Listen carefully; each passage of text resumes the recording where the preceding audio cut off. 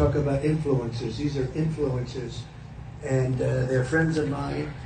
Jack Posobiec. Where's Jack? Jack, who's done a great job. I don't see it. Jack Posobiec, we're back live here, Charlie Kirk Studio, Phoenix, Arizona. I'm on with Blake Neff, producer for the Charlie Kirk Show. And we are exposing the SPLC. We are holding the SPLC accountable today, the same way we did with the ADL yesterday. Blake, I've got this list here of radical right extremists and hate purveyors in America. And this, of course, comes from the SPLC. So let's see who's first on their list. Ben Carson.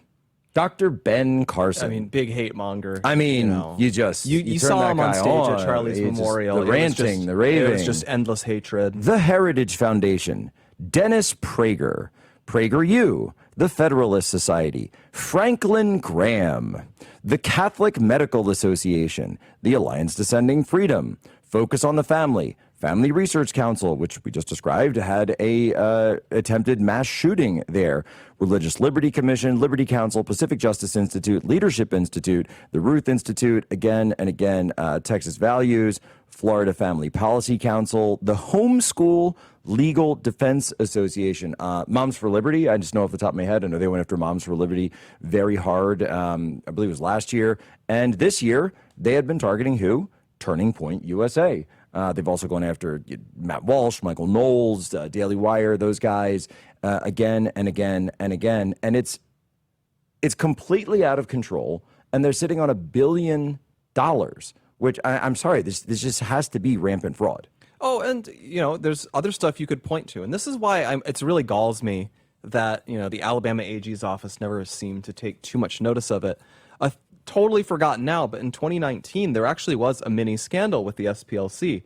Their founder, Maurice Dees, who I think has been married some extremely high number of times, 5, 6, maybe he's on 7 by now if he's still alive. And he got forced out. He's like the Nick Cannon of the left. Yeah, and he's the founder. He is the founder of this organization, and he gets forced out for they don't really say exactly what was going on, but it was rumored there was a staff revolt. They called systemic culture of sexism and racism. Oh man, at the SPLC sounds like a hate group. Yeah, so this is actually an interesting part. That I want to finish this real quick. This all comes from the left. It all came from the left, but to finish it, he gets booted out, and then this is what's great is the SPLC president Richard Cohen. He announces that they're bringing in Michelle Obama's former chief of staff Tina Tchen to investigate this, do one of those big law firm investigations of what really happened. Now, then Richard Cohen himself got the boot. And then as far as I know, this Tchen report has never come out. What did come out is that Tchen was the one. I'm not making this up. She made a phone call to the Chicago DA, Kim Foxx, just before she went and announced that she was going to not prosecute Jussie Smollett for that. Right. So we have which was obvious shady chief of staff who was involved in letting someone get away with a crime, was brought in to investigate the SPLC, and that investigation has never materialized. There is so much shady behavior that has gone on here, and no one's done anything. And this is what I want to say is that Current Affairs, which is like a communist outlet, actually put out this a whole thing about the SPLC's hate map and wrote, "The Southern Poverty Law Center is everything that's wrong with liberalism." It concluded that the hate rap is, quote, map is, quote, outright fraud and, quote, a willful deception designed to scare older liberals into writing checks to the SPLC. And a former SPLC employee, Bob Moser, wrote, "It was hard for many of us not to feel like we'd become pawns in what was, in many respects, a highly profitable scam." And this also, by the way, when they went after Maajid Nawaz, my friend Maajid Nawaz in the UK, they found that the UK actually has something called real libel laws.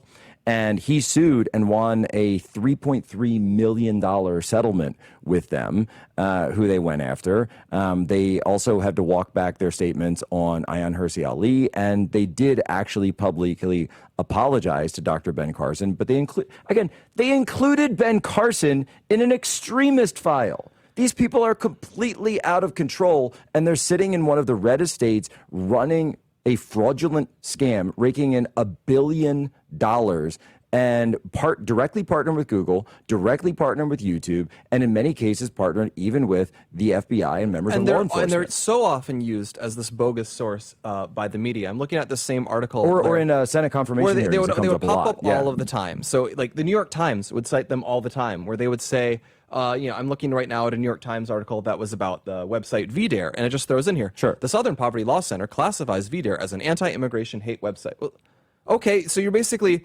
left-wing crazy group classifies this other group as evil hate group, and they just casually will do that all of the time. There was a Reuters article from 2019. It just throws in there that the number of hate crime groups rose 30% from 2014 to 2018, according to the Southern Poverty Law Center. On the rise. They were It's just on the allowed rise. to entrench themselves as this supposedly neutral arbiter of what a hate group is, when they're not. They are a left-wing hate By group. the way, I was digging on there and I said, okay, well, remember we did the ADL, we were saying, let's see what they say about Antifa. And there's exactly one article on the SPLC's website where they mention Antifa, and it says, designated Antifa as a domestic terrorist organization is dangerous and threatens civil liberties. If I remember correctly, right after October 7th, the SPLC, not the SPLC main organization, but the union of SPLC workers actually took a vote and condemned Israel after the October 7th attacks, when they were going in and slaughtering families and little children in the settlements right outside of Gaza, and has never gone after these organizations. So they'll talk about, and again, Hamas, these actual terrorist organizations, and the SPLC will say, we'll just be either silent on them, or the union will say, they had it coming. They had it coming. It's insane. It's disgusting what they've been able to get away with for so long, and you just have to entrench them as categorically not a credible group, not a group anyone is going to listen to. And then we should move on to, this is a group that is at best a shady grift, at worst something actually more sinister and criminal, and we should find out. Charlie or Andrew found, he said there's a Charlie tweet for everything, and right there, February 2023, the SPLC is a hate group. And unfortunately, there's far too many people who are still citing them. There's people on our side who will cite them or listen to them. Guys, it's done. We're coming for you. We're coming for all of it. The mail fraud, the wire fraud, the money in the Caymans, the lies, the scams. It's done. And any connection with law enforcement has to be cut off. And let's go to Amazon. Let's go to Jeff Bezos. I know Matt Gaetz mentioned this once to him when he had him in. Why do you allow a group like this into Amazon Smile? We are putting you on notice. Blake Neff, thank you so much for being here, brother.